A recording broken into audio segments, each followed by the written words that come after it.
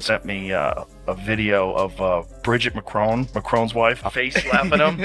Yeah, that's wild. Dude, my favorite is the look into the camera once he realizes I got caught. Yeah. That's a weird relationship. Well, she was his teacher. If it was a she. You ever see her sit down? Like, watch this. This is it. I've never seen a woman sit down like this. Is this her when she was a teacher? Watch this. Watch how she sits down.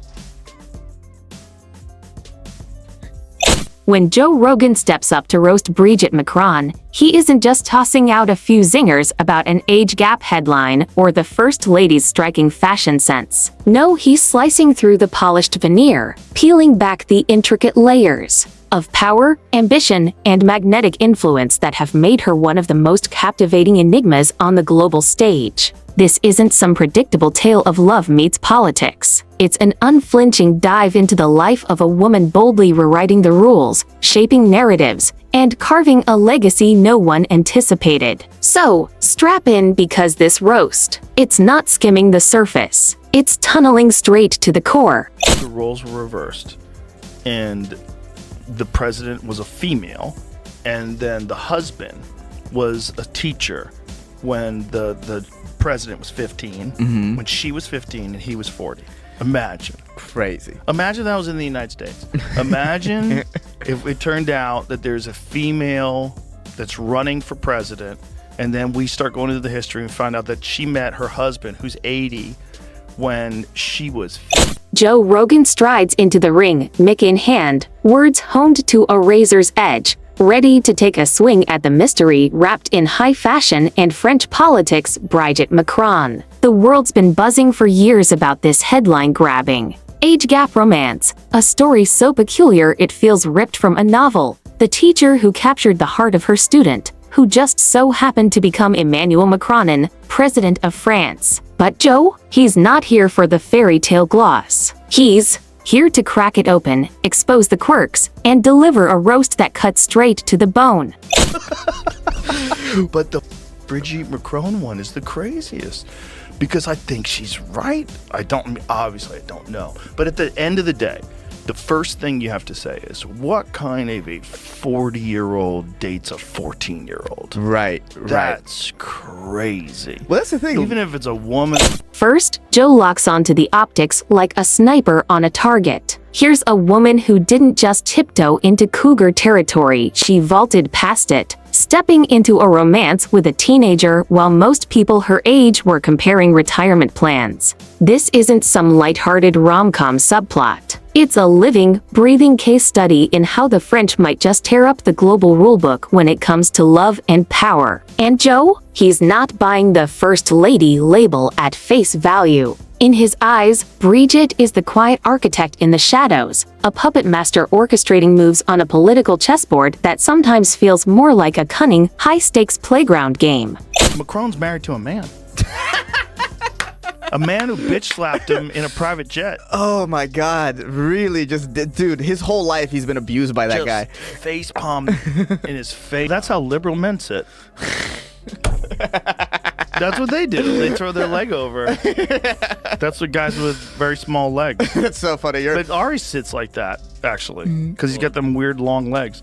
But like, you can sit like that. It's the way you sit down. It's the initial get down. It's the plop. It's the plop and then the leg. But Joe isn't stopping at the infamous age gap, far from it. He zeroes in on Brit's persona, that carefully curated blend of theatrical flair and calculated composure. Every public appearance has this almost mechanical precision, as if she's programmed to project authority with every glance and gesture. And then there's that unmistakable hairstyle, less a fashion choice, more a crown that declares, "I'm here to school you." She exudes the energy of a headmistress who doesn't just hand out detentions. She invents new punishments for fun. Only now, instead of assigning extra homework to restless teenagers, she's assigning policies and decisions that could shape the fate of an entire nation. Phenomenal. It's like they created a monster with her when they fired her from the Daily Wire. They created a monster. You know, whenever I see Matt, I saw him yesterday. He's walking around, he's just super confident because he knows he's got this sweet baby gang. I'm sick of watching him walk around. She can't be stopped. Yeah. Oh no. There's no stopping Candace Owens at Because this she's point. hitting all the fucking third rails that no one wants to touch. She's got a 6-hour presentation on how Brigitte Macron is a man. The roast doesn't stop at her carefully crafted persona. Jo plunges straight into the swirling rumors about her true ambitions. Is she genuinely content playing the role of the president's devoted wife, or is she quietly plotting to captain the entire ship herself? He teases at the edges of political intrigue, painting a picture of a woman whose polished smile might just be the mask of a strategist. In Jo's telling, Brigitte becomes the unseen helmsman, one hand firmly gripping the wheel of the French government, the other subtly signaling to her crew, making sure every move on deck serves her grand, unseen design. Like, I could totally do it if I was a woman and they were accusing me of being a man. I'd also kind of probably be like a little bump, but a large part of me would be like, fuck you, I don't gotta prove anything to you. You ever see her sit down? You ever see her sit down? I haven't seen her sit down. She sits down like a... Then there's the unmistakable aura of French elitism that Brigitte wears like a custom-tailored Chanel blazer. Jo riffs on the idea that the French prefer their baguettes crusty, their wine aged, and their leading ladies unapologetically intimidating. In his roast, she becomes the breathing embodiment of French high society, elegant in posture, flawless in poise, and just ruthless enough to make you straighten your tie before speaking. She's the kind of woman who could silence a room with a glare sharper than a guillotine's drop, and odds are, she's done it. But Jo doesn't stop at style. He skewers her relationship with Emmanuel as a cultural curveball, one that bends not only French tradition but the world's perception of love and power. Their romance may glitter like a fairy tale in the headlines, but Jo suggests a more intricate script beneath the gloss, one where influence, control, and strategic maneuvering slip through like whispered orders in a palace hall. He questions whether this is a grand love story or a masterclass in subtle domination. And as for that old line about age being just a number, Jo isn't buying it, at least not when the number seems to come with this much intrigue. Hours plus long. Brigitte Macron was actually born Jean-Michel Trogneux. Well, guess what, guys? He's missing. Well, 1,000%. She was born a man, lived as a man for 30 years, and then transitioned at some time in the 80s. Yeah, they would sue her. Yeah. I don't know if they are suing her. Have they tried to file anything? They probably have. I have welcomed the lawsuit. I mean, Emmanuel Macron sent me a threat before we published. I'm pretty sure she's right. I don't know. I might be wrong. Yeah. I think she's right. The whole thing. Then, in classic Rogan fashion, the roast takes a hard left turn into the surreal. Jo starts spinning this wild mental movie where Brigitte isn't just France's first lady, she's a covert operative in a high-stakes spy thriller, manipulating world leaders with nothing more than a sly wink and a perfectly timed eyebrow arch. In his telling, she's a full-on femme fatale, her Rolodex crammed with state secrets and names that could topple governments. The picture Jo paints is so vivid, you can almost see it play out in black and white, like some smoky French noir, complete with jazz in the background. And of course, he can't resist taking a playful jab at her fashion arsenal power suits. So sharp, they could slice bread. Heels that double as both weapons and declarations of dominance. It's not mere style, it's armor. Jo jokes that when Brit enters a room, the air changes temperature, the lighting shifts, and everyone instinctively straightens up. Sure,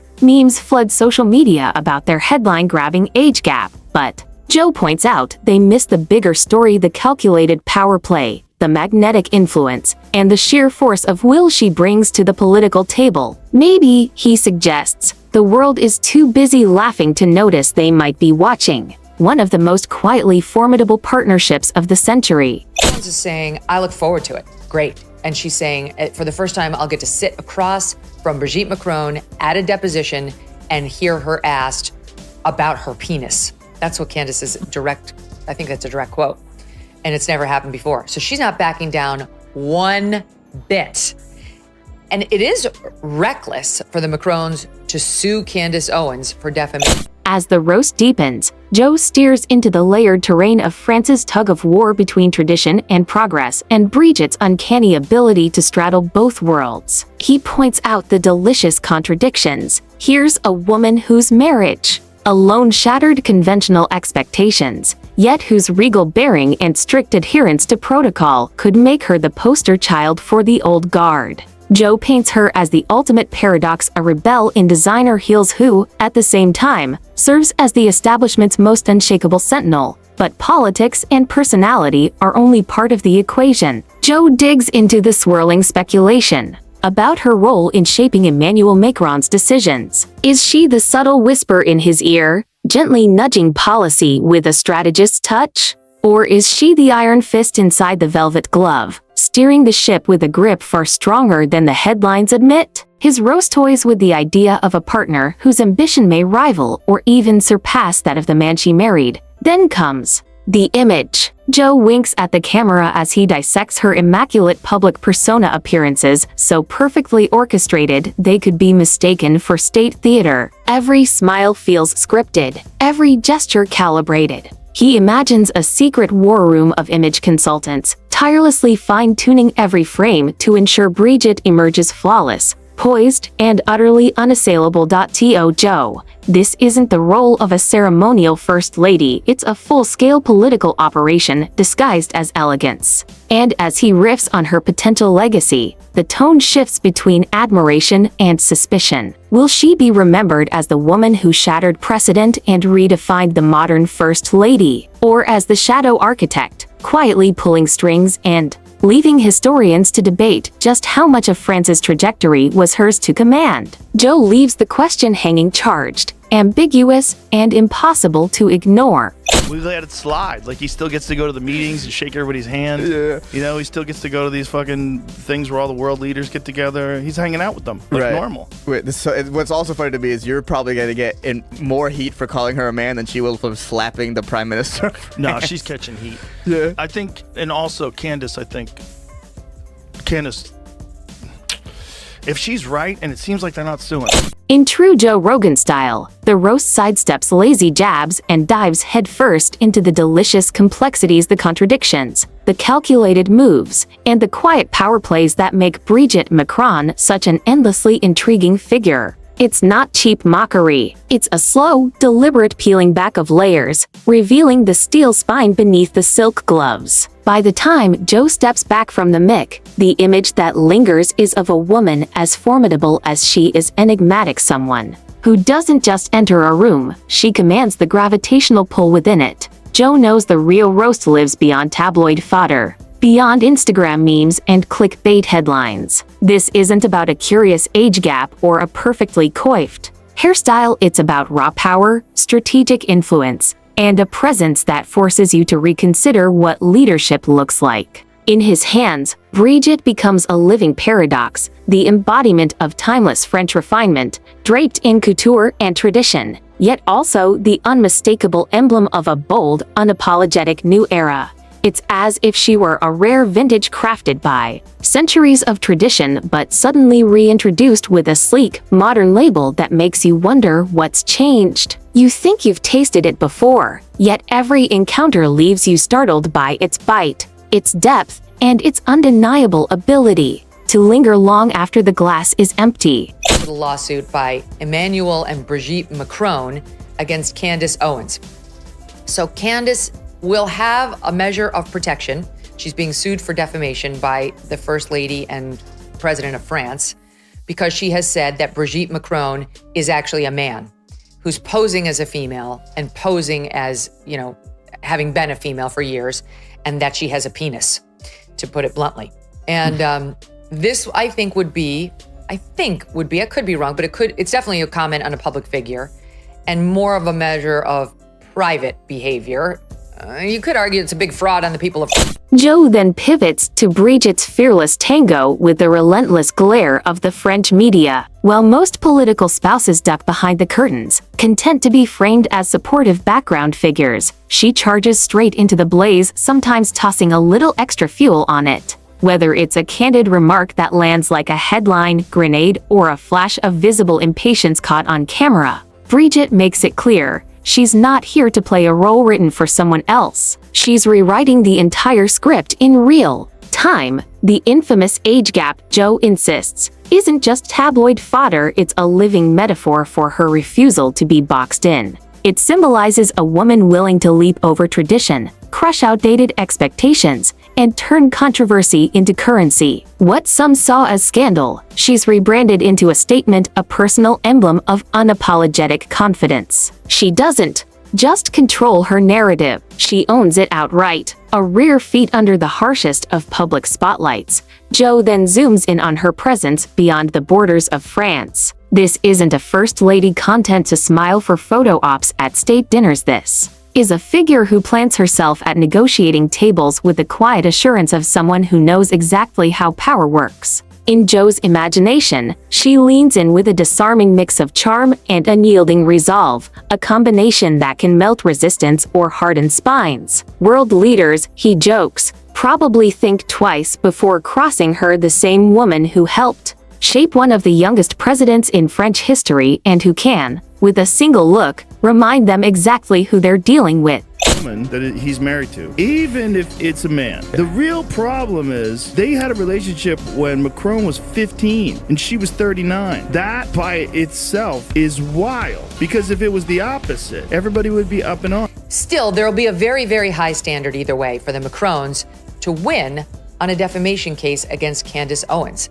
They say that they sent her a letter in December saying, you better take down those claims.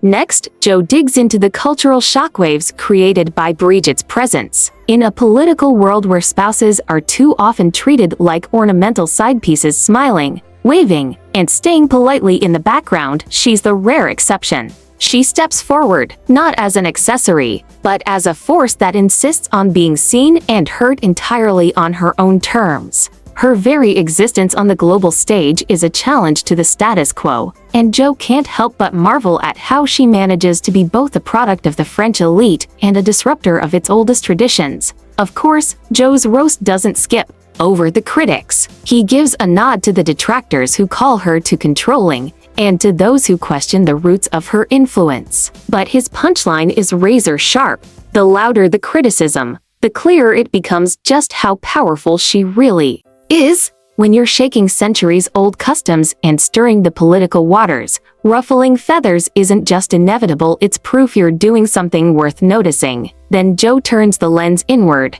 musing about the private dynamics behind her public persona. To him, her fashion choices aren't vanity, they're armor. Each outfit is a calculated statement, every accessory a subtle flex. And those towering heels? Jo jokes they're not just for show. They're the kind that could crush a political rival's ego if the moment called for it. Her style, like her presence, is bold, deliberate, and absolutely impossible to ignore.